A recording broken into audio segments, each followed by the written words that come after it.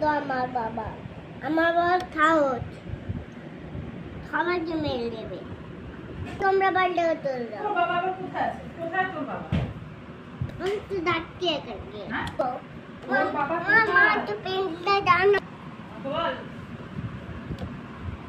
বল শিগগিরই। চলে যাও। তোর বাবা কোথায়? এই ঘরে। ওটা তোর বাবা? ওটা আমার বাবা। না আমার বাবা। না আমার বাবা, তারপরে ওই যে মুড়ি দাদুর বাবা। না হ্যাঁ। না